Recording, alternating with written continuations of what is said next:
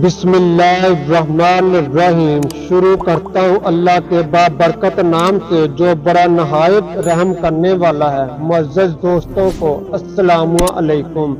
حضرت آدم علیہ السلام سب سے پہلے انسان ہیں جن کو اللہ میاں نے دنیا میں بھیجا اور سب سے پہلے نبی ہیں۔ آپ ہی کی اولاد ساری دنیا میں پھیلی ہے۔ آپ کا ذکر قرآن پاک میں آیا ہے۔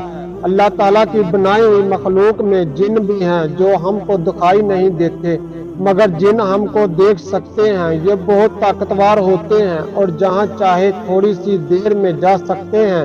اللہ تعالیٰ نے آدمیوں کو مٹی سے اور جن کو آگ سے پیدا کیا ہے۔ یہ جنگلوں اور پہاڑوں میں رہتے ہیں۔ جنوں میں سے سب سے بڑا شیطان، اس کا نام ابلیس ہے، یہ پہلے آسمان میں رہتا تھا اور اللہ میاں کی بہت عبادت کرتا تھا۔ اللہ میاں نے جب حضرت آدم علیہ السلام یعنی انسانوں کے سب سے بڑے باپ کو بنایا تو فرشتے اور ابلیس کو کہا کہ ان کو سجدہ کرو۔ سب فرشتوں نے اللہ کا حکم مانا اور انسان کو سجدہ کیا، لیکن شیطان نے سجدہ نہ کیا۔ اللہ میاں نے فرمایا کہ جب میں نے تجھ کو حکم دیا تو کس وجہ سے تو نے سجدہ نہ کیا؟ شیطان نے کہا میں اس سے اچھا ہوں، مجھ کو آپ نے آگ سے بنایا ہے اور اس کو مٹی سے بنایا ہے۔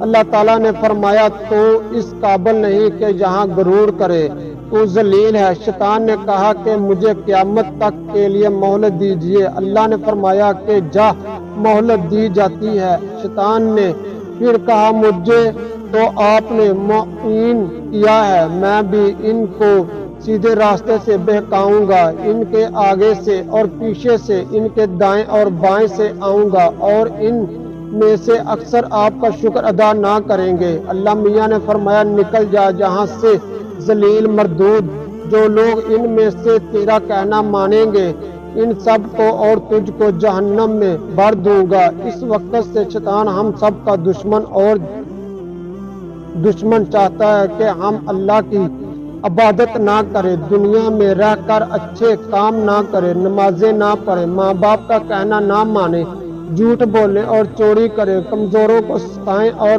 پریشان کرے، کسی کی مدد نہ کریں، تاکہ اللہ میاں سے جو بات اس نے کہی ہے وہ اس کو پورا کر دکھائے۔ اگر شیطان کے کہنے میں آ گئے تو اللہ میاں نے بھی شیطان سے جو وعدہ کیا ہے وہ اس کو پورا کریں گے، یعنی شیطان کو اور جو اس کا کہنا مانیں گے سب کو جہنم میں بھر دیں گے۔ اللہ ہم سب کو جہنم سے بچائے، آمین۔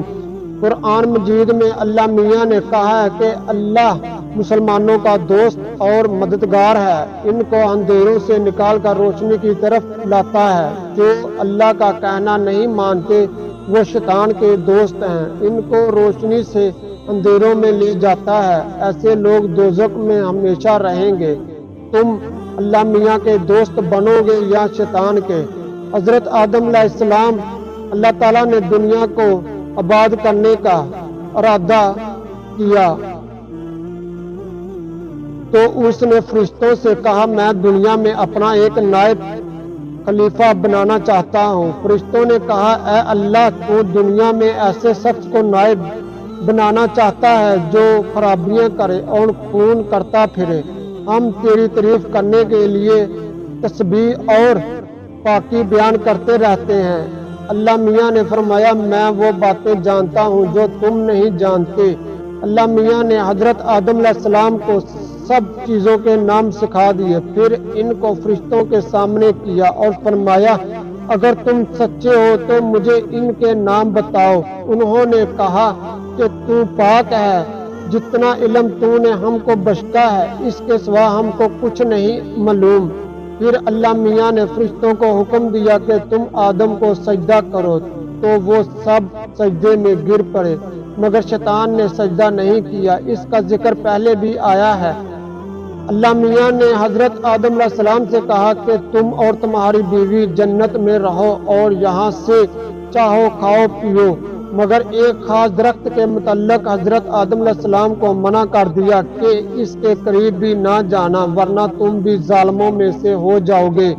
اس طرح اللہ میاں نے حضرت آدم علیہ السلام کا امتحان لیا کہ دیکھیے یہ ہمارا کہنا مانتے ہیں یا نہیں۔ اور شیطان کے بہکاؤ میں آ جاتے ہیں یا نہیں۔ شیطان جو پہلے ہی حضرت آدم سے ناراض تھا کہ ان کی وجہ سے وہ خدا تعالیٰ کے دربار سے نکالا اور اللہ تعالیٰ کی لعنت اس پر پڑی تھی، اس نے قسم کھائی تھی کہ میں حضرت آدم علیہ السلام اور اس کی اولاد کو قیامت تک بہکاتا رہوں گا کہ اللہ میاں کا کہنا نہ مانے اور خوب برائیاں کھلائیں۔ وہ حضرت آدم علیہ السلام اور اس کی بیوی حضرت حوا علیہ السلام کو برابر بہکاتا رہا کہ اس درخت کا پھل تم ضرور کھاؤ، اس کے کھانے سے تم فرشتے بن جاؤ گے، جنت میں سے کبھی نہ نکالے جاؤ گے۔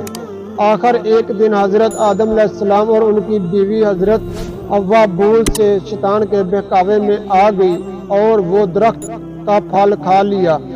پھل کھاتے ہی دونوں ننگے ہو گئے اور جنت کا لباس ان کے بدن سے غائب ہو گیا اور وہ جنت کے پتوں سے اپنے بدن کو چھپانے لگے۔ اللہ میاں نے حضرت آدم علیہ السلام سے کہا، ہم نے کہہ دیا تھا کہ اس درخت کے پاس بھی نہ جانا اور شیطان کے کہنے میں نہ آنا، وہ تمہارے دشمن ہے، تم اس کے کہنے میں آ گئے، اب تم وہ حوا جنت سے چلے جاؤ اور دنیا میں جا کر رہو۔ حضرت آدم علیہ السلام جنت سے نکلنے اور شیطان کے بہکاوے میں آنے کا بہت دکھ ہوا اور بہت عرصے تک اللہ تعالیٰ سے معافی مانگتے رہے اور روتے رہے کہ اللہ تعالیٰ مجھے معاف کر دے۔ آخر اللہ میاں کو رحم آیا اور حضرت آدم علیہ السلام کو یہ دعا سکھائی کہ اے ہمارے رب، ہم نے اپنے اوپر ظلم کیا اور تو ہم پر رحم نہیں کرے گا تو ہم بڑے نقصان اٹھانے والوں میں سے ہو جائیں گے۔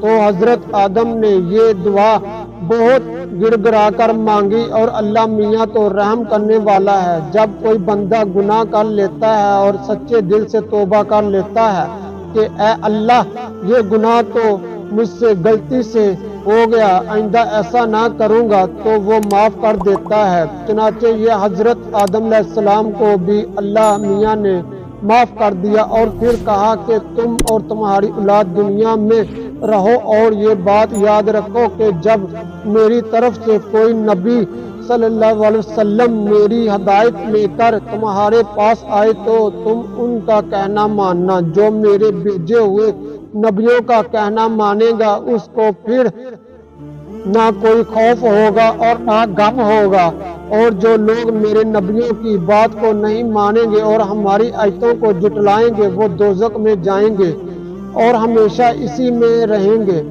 اس کے بعد حضرت آدم علیہ السلام اور حوا دنیا میں رہنے سہنے لگے، خوب جی لگ کر اللہ کی عبادت کرتے، ان کی بہت اولاد ہو گئی اور دنیا میں سب جگہ آباد ہوتی رہی۔ حضرت آدم علیہ السلام اپنی اولاد کو یہی بات بتاتے رہے کہ تم کبھی شیطان کے بہکاوے میں نہ آنا، وہ ہمارا دشمن ہے اور ہم کو بری باتوں کرنے کے لیے بہکاتا رہتا ہے۔ ہمیشہ اللہ کی عبادت کرنا، سچ بولنا، کسی پر ظلم نہ کرنا، ایک دوسرے کی نیکی کرنا، نیک کاموں میں مدد کرتے رہنا۔ آخر کار حضرت آدم علیہ السلام 900 سال زندہ رہے اور بعد میں